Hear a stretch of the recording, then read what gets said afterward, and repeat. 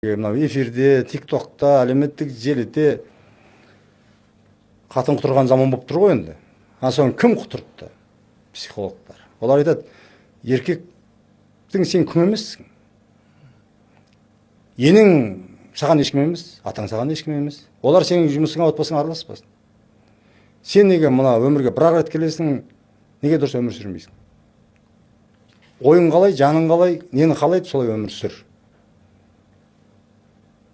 Ол қазақтың дәстүрлі бұрыннан келе жатқан, қалыптасып қалған, қасиетті қара шаңырағын ұстап тұрған әйелдер өздері мына заманда әрең жүрген кезде анау рахат. Шынжырынан босалған ит сияқты бәрі гу ете қалды. Соның кесір-кесапаты тиіп жатыр. Түк сылтау жоқ. Мен деген эгоны екті миына. Қазір оның үстіне біздің билік рахат оған мүмкіндік жасап берді.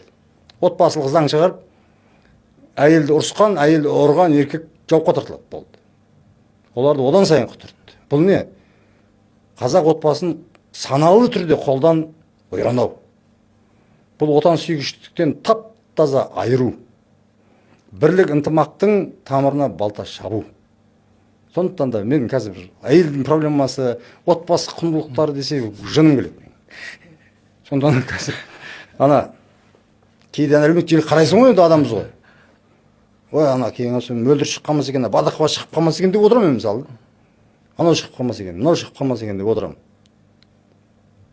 Сол сияқты ол қарапайым халық үшін, ауылда жатқан, ауданда, шет аймақта жатқан адамдар үшін анау шайтанның қоздыратын әңгімеге рахат, дәнек, жем.